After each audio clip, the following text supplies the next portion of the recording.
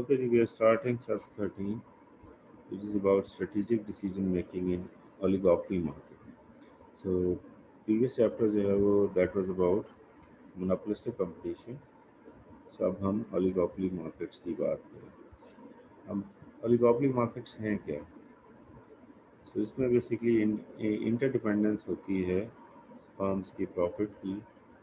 Distinguishing feature of oligopoly है ये. It arises when number of firms in market is small. It is small enough that every firm's price and output decision affects demand and marginal revenue condition of every other firm in the market. So, यानी अगर मेरी firm ने कोई price decision किया है सो उसकी वजह से पूरी मार्केट पे जो है वो इफेक्ट होगा price and demand. Strategic decisions क्या करने होंगे हमें. So normally a strategic behavior is an action that's taken by firms to plan for and react to competition from rival firms.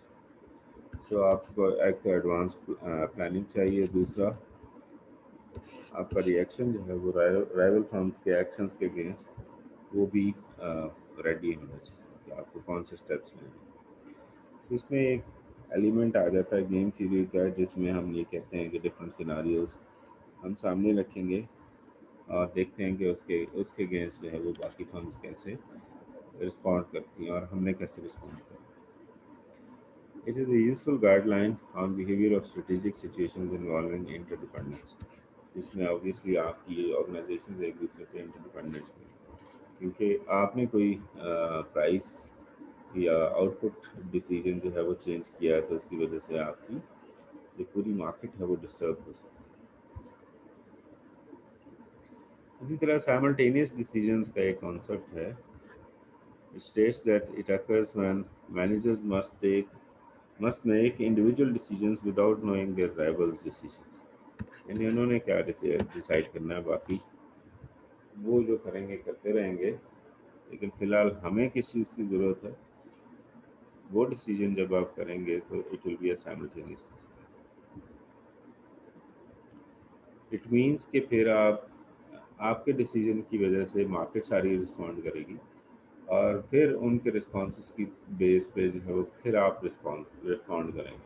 तो ये साइमल्टेनियस डिसीजंस होते रहेंगे.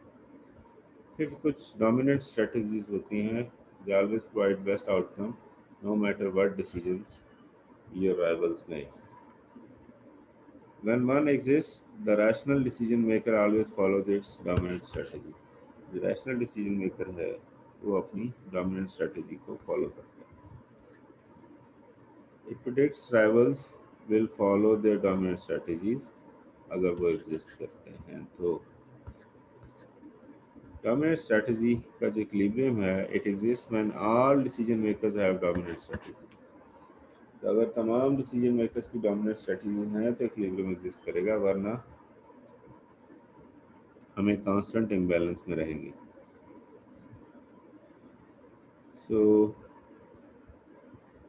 प्रिजनर्स डायलेमा क्या है इस कॉन्टेक्स्ट में ऑब्वियसली गेम थ्योरी के सामने रखे हैं तो हमारे पास एक प्रिजनर्स डायलेमा जब भी हम बात करके हटे हैं कि अगर तमाम प्लेयर्स की डोमिनेंट स्ट्रेटजीज होंगी तो इन डोमिनेंट स्ट्रेटजी जो इक्विलिब्रियम है ऑल आर वर्स ऑफ सबके बुरा हाल होता then if they had cooperated in making their decisions बनिस्बत इसके कि अगर वो मिल बैठ के उस डिसीजन को कर लेते. सो बिजनेस डायलेमा बेसिकली क्या है कि आपका बिल और जेन था अगर वो कन्फेस कर जाते हैं उस जुर्म को या नहीं करते तो उसके रेपरकशंस क्या. सो अगर वो कन्फेस नहीं करते ठीक तो सिचुएशन ए में जेन के साथ क्या हो रहा है कि उसे 2 years जो है वो प्रिजन मिलेंगे. बिल को भी 2 years मिलेगी. लेकिन अगर बिल कन्फेस कर लेता है और जेन जो है वो नहीं करती तब इससे होगा ये कि जेन को तो 12 साल जो है वो कैद मिलेगी लेकिन बिल को जो है वो 1 साल की रियायत मिल रही है, 1 ईयर सेंटेंस जो है वो उसको प्रिजन में बियर करना है। अब अगर जेन कन्फेस कर लेती है और बिल कहता है कि नहीं मैंने नहीं ये जुर्म किया, तो अब जब वो जेन को 1 ईयर की प्रिजन होगी, जबकि बिल को 12 ईयर्स की होगी। अब अगर समहाउ दोनों मिलके कन्फेस कर लेते हैं तो डी सिनेरियो बनता है जिसमें 6 से 7 दोनों को सजा हो। तो अब इसमें ऑप्टिमल वैल्यू अगर आप प्रिजनर्स के पर्सपेक्टिव से देखें तो वो क्या है कि वो इस चीज़ को ना माने, और ना मानने की वजह से उन्हें 2-2 साल की सजा हो और वो बाहर आ जाए।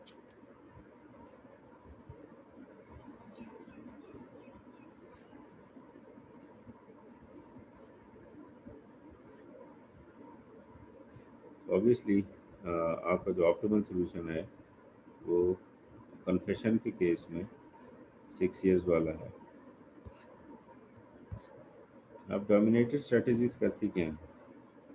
They are basically never the best strategy, so never would be chosen and would be eliminated, should be eliminated. So ना ही आपको कोशिश ये करनी चाहिए कि ना आप इसको चूज़ करें, और मज़े की बात ये है कोशिश करें कि डोमिनेटेड स्ट्रेटजीज को किसी हद तक आप रिमूव कर सकें। So successive elimination of dominated strategies should continue until none remain. जितनी आपकी डोमिनेंट स्ट्रेटजीज हैं आपको एक एक करके सब ख़त्म करनी है उस वक्त तक जब तक कि कोई डोमिनेंट स्ट्रेटजी आपके पास ना हो। Search for dominant strategies first, then dominated strategies. दो इम्पॉर्टेंट डिफरेंसेस हैं, एक डोमिनेंट स्ट्रेटजीज हैं और फिर डोमिनेटेड स्ट्रेटजीज हैं। तो आप पहले डोमिनेंट स्ट्रेटजीज ढूंढें और फिर डोमिनेटेड स्ट्रेटजीज को ढूंढें। When neither form of strategic dominance exists, तो किसी किस्म की आपकी जो स्ट्रेटेजिक डोमिनेंस अगर एग्जिस्ट नहीं करती, employ a different concept for making simultaneous decisions। तो आप फिर साइमल्टेनियस डिसीजंस कर सकते हैं, लेकिन वो डिफरेंट तरीके से कर सकते हैं। लाजमी नहीं कि आपने डोमिनेंट स्ट्रेटजी या डोमिनेटेड स्ट्रेटजी अडॉप्ट करनी है। So successive elimination of dominated strategies में अगर हम देखें तो हमारे पास सिनारियोज थे पैलेस की प्राइस और कासल की प्राइस। सो हाई थी हमारे पास 10, मीडियम 8 और लो 6। इसी तरह पैलेस की भी 10, 8, 6 का कॉम्बिनेशन था। तो जहाँ पे दोनों हाई थे तो आपके पास 1000 की वैल्यू आ रही थी।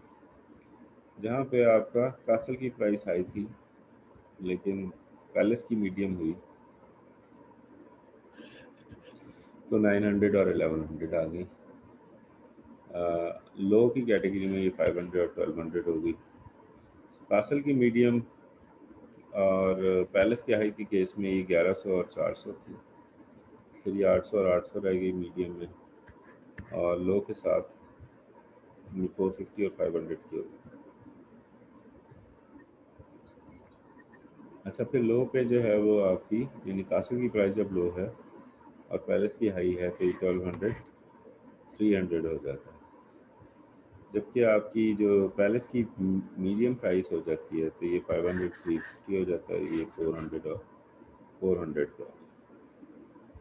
सो ये payoffs in dollars of profit per week है। सो बेसिकली ये प्रॉफिट्स हमने लिखे हैं, कॉस्ट नहीं थी, प्रॉफिट्स पर वीक है। तो इसका मतलब ये कि आपको तो हाईएस्ट प्रॉफिट्स चाहिए तो वो आपको कहाँ मिल सकते हैं। ये आपका ऑप्टिमल सोल्यूशन मैक्सिमम वैल्यू की अगर हम बात करें। दूसरा, अगर आप वैल्यू को देखें कंबाइंड वैल्यू को, तो 1100 और 900 भी आपकी ऑप्टिमल सोल्यूशन नहीं है, यानी मैक्सिमम प्रॉफिट। इसके अलावा कोई ऐसा सोल्यूशन नहीं है जिससे आपको 2000 का कंबाइंड प्रॉफिट आ रहा है।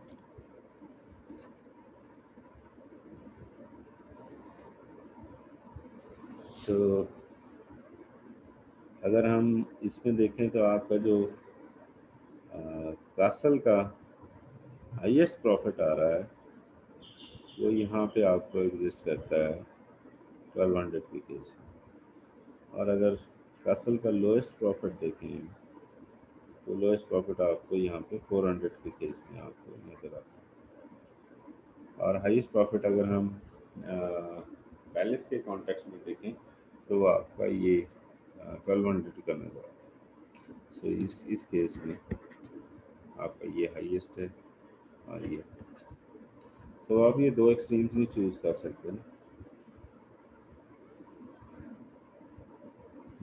और इन दो एक्सट्रीम्स को चूज़ करने में प्रॉब्लम यह है कि एक में तो हाईएस्ट आ रहा है लेकिन दूसरे में आपको प्रॉफिट जो है वो डिक्लाइन उसमें फेस करनी